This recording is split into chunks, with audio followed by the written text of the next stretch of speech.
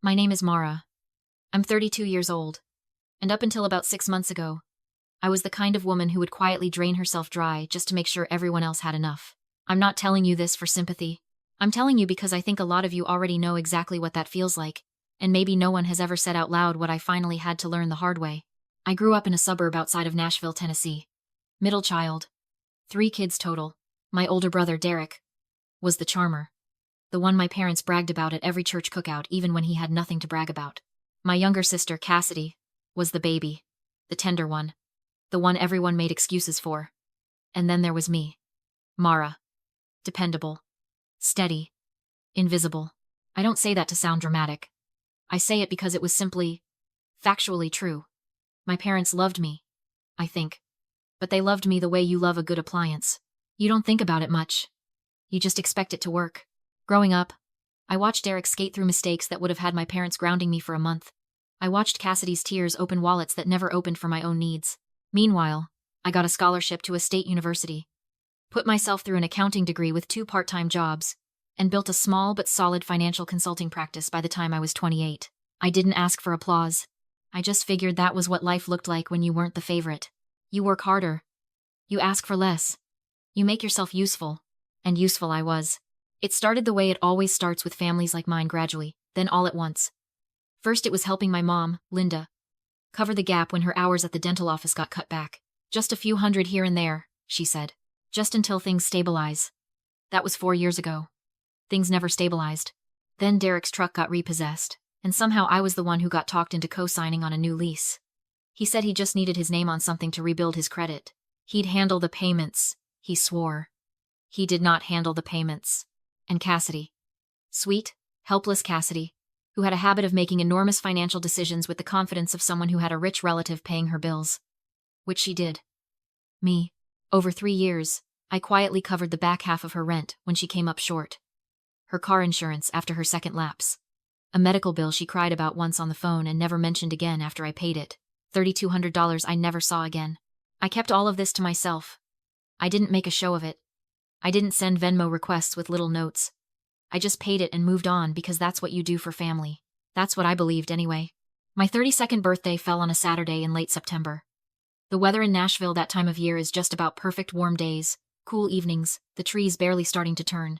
I had dreamed about this birthday for months. Not a big party, not something expensive. Just a simple weekend at a cabin rental in the Smoky Mountains, about 3 hours east. I found a beautiful place near Gatlinburg. A 4-bedroom log cabin right on a creek with a wraparound porch and a fire pit. I booked it 5 months in advance, paid the full deposit myself, and sent out a group text to my parents, Derek, and Cassidy, with the details. Everyone said yes. Every single one of them. Mom said, "Wouldn't miss it for the world, baby." Derek said, "Road trip, let's go." Cassidy sent 3 heart emojis and said she was already looking up what to pack. I drove up the Thursday before. I bought the groceries, the wine, the birthday cake from a bakery in Knoxville that took me 45 minutes out of my way. I bought a bag of firewood. I strung lights along the porch railing. I put a little welcome card in each bedroom. I set the table like we were going to have Thanksgiving. Friday night came and went. I told myself they were coming Saturday morning.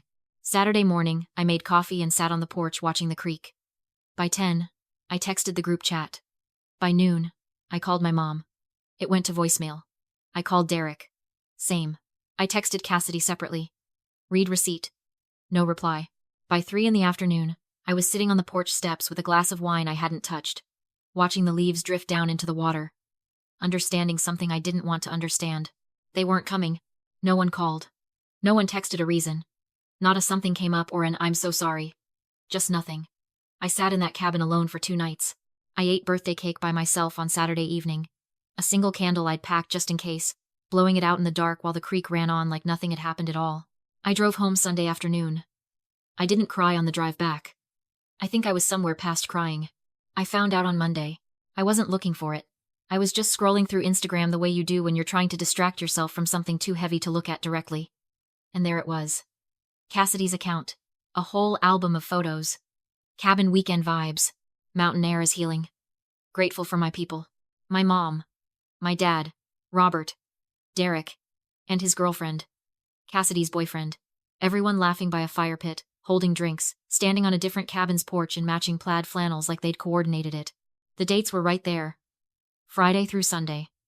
The same weekend. I stared at those photos for a long time. I kept scrolling back to the beginning like maybe I'd misread something. Like maybe there was a version of this that made sense. There wasn't. They had planned a family trip for my birthday weekend, and they had simply not invited me. I want you to sit with that for a second. Because I had to. They did not forget. You don't forget matching flannels. You don't accidentally book a cabin, and accidentally pack everyone's favorite snacks, and accidentally leave one person out. This was a choice. A quiet, casual, thoughtless choice made by the people I had been financially propping up for years. I was their emergency fund. I was not their family. I didn't post anything. I didn't comment. I didn't send a single message. I just closed the app, set my phone down, and sat in my kitchen for about an hour thinking very clearly. The next morning, I got to work. The first call was to the leasing company about Derek's truck. I had been covering the gap on his payments for 7 months he was supposed to be paying me back. But we both knew that was a fiction I'd been keeping alive. I called and formally notified them that I was removing myself from the cosign agreement. Since the account was already past due, they would be pursuing the primary borrower directly. Derek's problem now. Second, I set up a separate call with Cassidy. Not to yell at her. I didn't yell at anyone. I simply told her that the informal financial support I'd been providing was ending immediately. No more rent gaps. No more insurance gaps. No more quiet bailouts. Done. Third, and this one was the hardest, I addressed my mother's situation. For 2.5 years, I had been making monthly payments of $1,400 directly to the mortgage servicer on the house my parents lived in. My mom had said she was almost paid off, just needed some help over the finish line. I had believed her. I had wired that money faithfully, month after month. Without a single thank you. Without my parents ever telling Derek or Cassidy what I was doing. I canceled the auto transfer. That evening, my phone started ringing. Mom first. Then Dad. Then Derek. Then Cassidy. In a panic. Asking if something had happened to my bank account. I let everything go to voicemail. All of it. I made dinner. I watched a show. I went to sleep. By morning I had 22 missed calls, 6 voicemails, and a text from my dad that said, "Your mother is beside herself. Call us. Now." I didn't. What I did do was address one more thing I'd been sitting on for almost a year. When Derek had started his side business, some vague handyman contractor idea that went nowhere, he'd asked me to set up the LLC because his credit was too damaged for him to do it himself. I filed it. I set up the business checking account. I was listed as the registered agent. He promised he'd get it all transferred to his name within 6 months. 18 months later, I discovered he'd quietly taken out a small business line of credit through that account, $9,500 without asking me. I found out because a collections notice came to my address. I contacted the state, transferred the LLC registration, and notified the lender in writing that I had not authorized the debt and was withdrawing from all association with the business. I sent them documentation. The account was flagged and frozen within 48 hours. That's when Derek drove to my house. I live in East Nashville, a small craftsman bungalow I bought 2 years ago. Nobody in my family had ever just shown up at my door before. I think that tells you everything about the nature of our relationship before all this. I heard the knock, looked through the window, and saw Derek standing on my porch in a hoodie with his arms crossed. I cracked the door. "What did you do to the account?" He said. "I protected myself." I said, "Mara, I needed that line of credit too." "You needed it," I said. "So you took it. Without asking. From an account that has my name on it. We're done talking about this, Derek." He stared at me. "You're really going to do this to all of us over a birthday party?" I looked at him for a long moment. "I'm not doing this over a birthday party. I'm doing this because the birthday party was the moment I finally stopped lying to myself about what I mean to this family." He didn't have an answer for that. He left. Mom finally reached me 2 days later. I answered because part of me, a stubborn, still hopeful part, needed to hear what she would say. Her voice was tight. Controlled. "The mortgage company sent a notice," she said. "They're saying the payment didn't go through." "It didn't," I said. "Mara." A long pause. "We could lose the house." "I know. How can you do this?" I took a breath. "How can I do this?"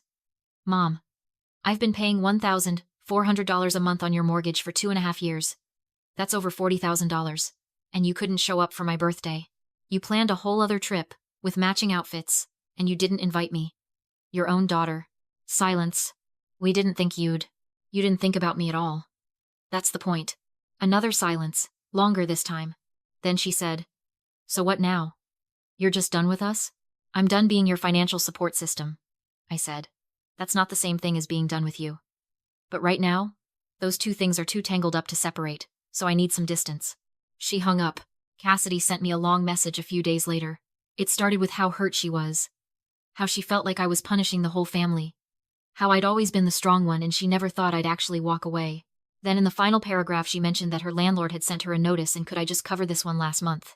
I read it twice, closed it, and didn't respond. The foreclosure process started on my parents' house 6 weeks later. I'm not going to pretend that didn't hurt. I drove past that house once, the one I'd helped keep standing for years, and there was a notice on the door. I sat in my car for a few minutes. Then I drove home. Derek's truck was repossessed. Cassidy moved into a smaller apartment with 2 roommates. My parents stayed with a relative temporarily while they figured out their next steps. None of it was clean. None of it was satisfying the way people in movies seem to think justice is supposed to feel. But something had shifted in me. Permanently. I went back to Gatlinburg in November. Same cabin, same creek. I booked it just for me this time. Drove up on a Friday afternoon with a cooler, a stack of books, and the kind of quiet that only comes when you stop waiting for someone to show up. I made dinner. I built a fire. I sat on that wraparound porch in the cold mountain air and listened to nothing but water over rocks. And I felt, for the first time in a very long time, completely at peace. A few weeks after I got home, a letter arrived in the mail. My mom's handwriting on the envelope, no return address. Like she wasn't sure I'd open it if I knew who it was from. It was 2 pages.